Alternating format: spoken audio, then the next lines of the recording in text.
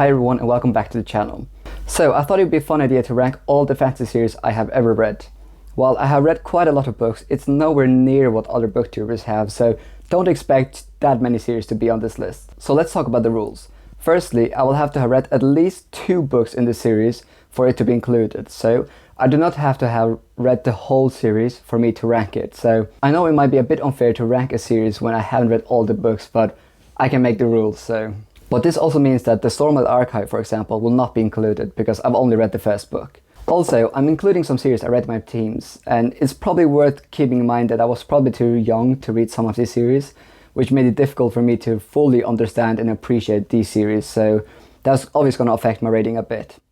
I'll mainly rank this series based on my enjoyment, not the influence these series have had on the genre or anything else. So what are the tiers? At the bottom we have horrible, and that is in case I hated it.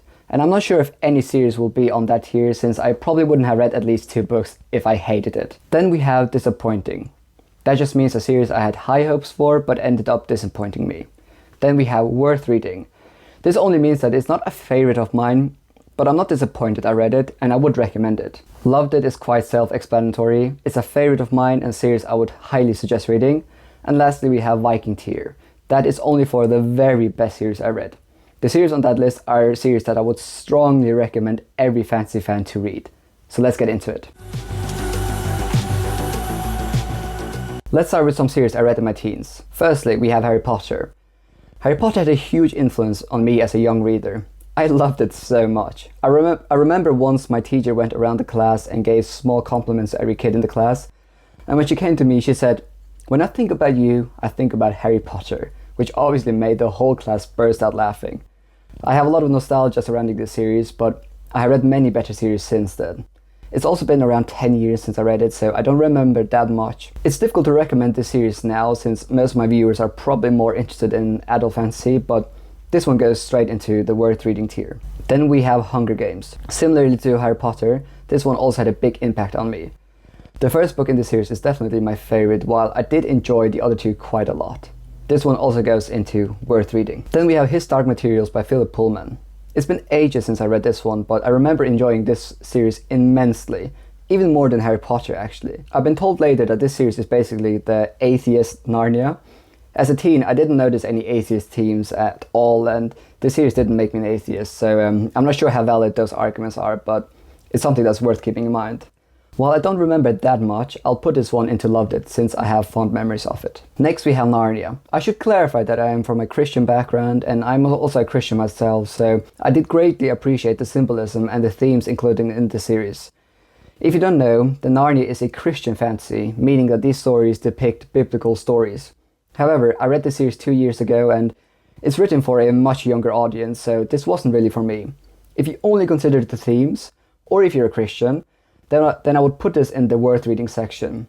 Moreover, this is also a hugely influential series, but considering my enjoyment, I'll have to put it in the disappointing section. Now we're coming to adult fantasy series and we're starting with the big one, The Lord of the Rings. Obviously one of, if not the most influential fantasy series ever written. I read this trilogy in my early teens and I remember struggling quite a lot with it. It was especially the pace and the writing style which didn't vibe with me as a young reader. However, I still ended up loving it as a whole. I really need to reread this series since I believe I would enjoy it ever so much more now. However, if only taking my enjoyment into consideration, as a young teenage reader, then it'll have to go into Loved It. But I have no doubt that on a reread it will probably go up into the Viking Tier. Please don't crucify me for not putting it at the top. I was very young when I read it. So I'm putting The Lord of the Rings behind His Dark Materials. This doesn't mean that His Dark Materials is a better work of art or literature. It just means that I enjoyed it more when I read it. And then we have A Song of Ice and Fire. Also a series I read way too early.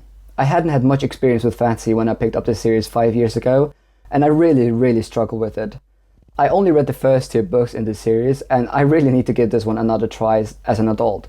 This one goes into worth reading as well, but I do blame my age and lack of experience with fantasy on this one. It is definitely a series I would imagine enjoying much more on a reread. So worth reading for now, but I'm expecting that when I eventually get back to it, it will go up onto either Loved It or Viking Tier. Then we have the Mistborn Trilogy by Brandon Sanderson. Mistborn was one of the first adult fantasy series I ever read as an adult, and it honestly blew my mind. Everything from the characters to the plot to the world absolutely captivated me. This role played a key role in helping me fall in love with fantasy, so this one goes straight to the Viking tier. I've also read more than 100 fantasy books since I read Mistborn, so it'll be interesting to see if my mind has changed on it if I ever reread it. Then we have Mistborn Era 2. I still need to read the Bands of Mourning. However, the Alloy of Law and Shadow of Selves have been mediocre to good at best in my opinion.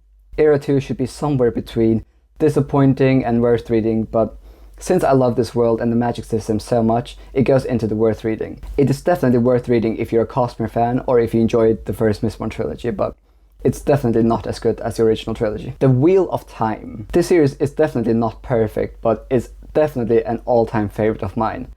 This series has some of the best character arcs I have ever read, and the world building is simply astounding. This one goes straight into Viking tier as well, since it had a big impact on me and I enjoyed it immensely. Does it go above Mistborn though? Now the question is if I should rank this higher than Mistborn. I think overall the Wheel of Time must be higher than Mistborn just because of the scope of the story. The Dark Tower. What is there to say about this series? This series is absolutely insane. If you're looking for something different in the fantasy genre, then you need to read this series. It's a blend of different genres, it's atmospheric, it's creative, it's compelling, and it's definitely one of the best series I have ever read. I would highly recommend giving this series a try. The first book, The Gunslinger, is arguably the weakest book in the series, so give at least the first 2 books a try. You won't regret it. This one also belongs in the Viking tier. It's nearly impossible to choose between these 3, but for now it goes at the bottom of Viking tier. Discworld by Terry Pratchett. I have had very mixed experience with Pratchett books. I read Mort and actually really enjoyed it, and then I read Reaperman and I found it so boring. I then read Good Omens and The Carpet People, 2 books that are not in the Discworld series, and thought they were so ridiculous and I didn't enjoy them at all. Having only read 2 books in this massive 40 books series, I can't really judge it, and I'll be giving this one another try very soon actually.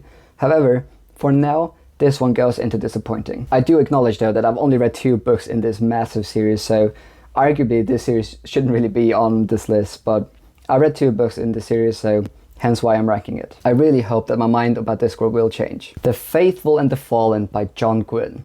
This series is absolutely fantastic. There are so many moments in this series that literally shocked me, and I love the fact that Gwynne writes short chapters. Also, the character work is top notch, and the pacing is fantastic. The Faithful and Fallen feels like a traditional epic fantasy series, but it has that modern feel.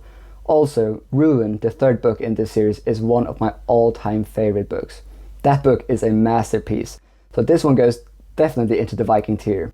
I would love to reread this series someday because it was that good. This one, I'll put at the bottom of Viking tier for now. John Gwynne has also written a sequel trilogy set in the Banished Lands called Of Blood and Bone, which I read last year. This one takes place, I believe, 100 and something years after the events in The Faithful and the Fallen, so the cast is mostly new. However, I would strongly recommend reading The Faithful and the Fallen first, because these series kinda belong together.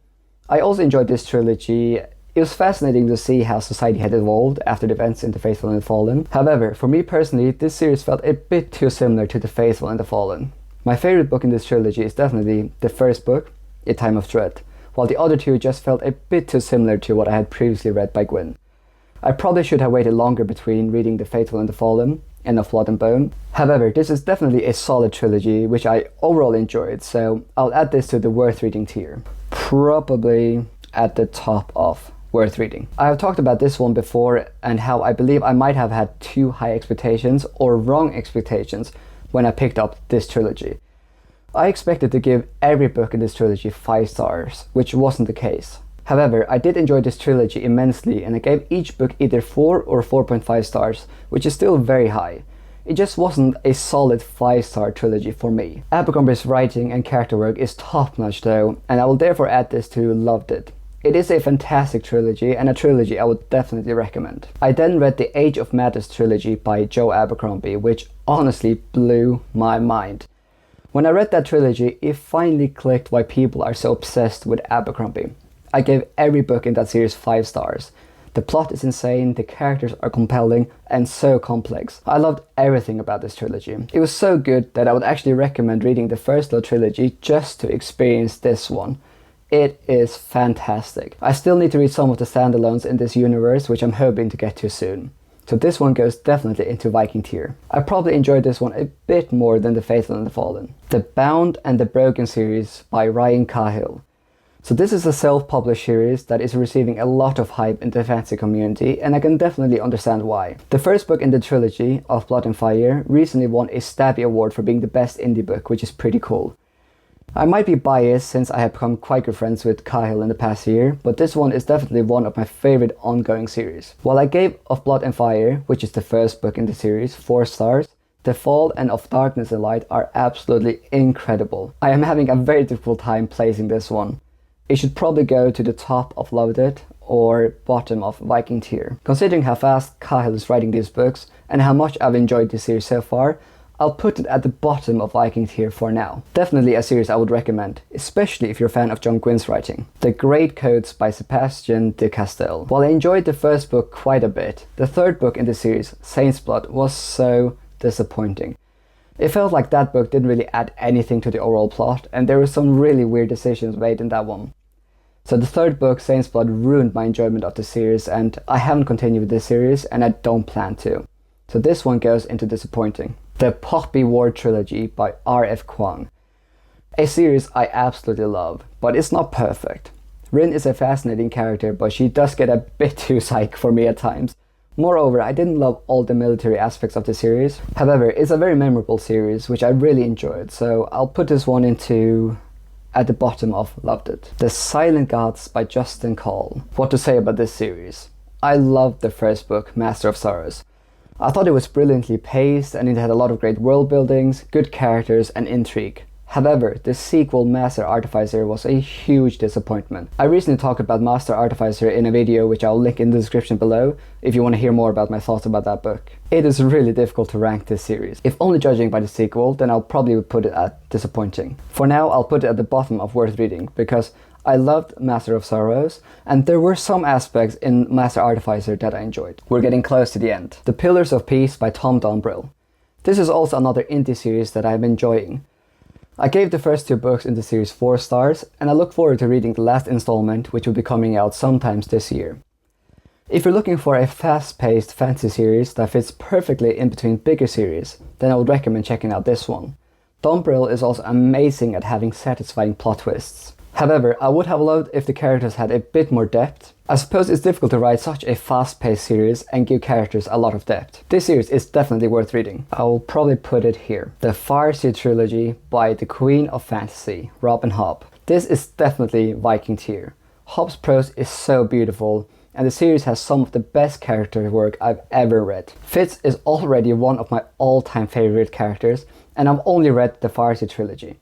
I can't wait to read more of Hobb's books. That being said, the Farseer Trilogy is very slow paced, so if you don't enjoy slow burn books, then it's probably not worth reading this one. I will add this one here. The Murderbot Diaries by Martha Wells. I have only read the first 2 books in this series, but I do not understand what the hype is about. I have found the plot to be incredibly boring, both All Systems Red and Artificial Condition, and the humor to be meh. I know some people love the series, but it's definitely not for me. This one goes straight to disappointing. The Green Bone Saga by Fonda Lee. If you've been following me for a while, then you know where the Green Bone Saga is gonna go. It's one of the best trilogies I have ever read, maybe even the best one. Incredible character work, fantastic plot, good pacing and terrific world building. I gave all 3 books in this trilogy 5 stars, and Jade Legacy probably deserves more than 5 stars. It is simply incredible. This one definitely goes to the top of Viking Tier. If you haven't read this series, then you should really read it. You are missing out. And the last one. I'm not sure if this counts as a series, but The Shining by Stephen King does have a sequel called Doctor Sleep. I read both of them and they're solid horror books.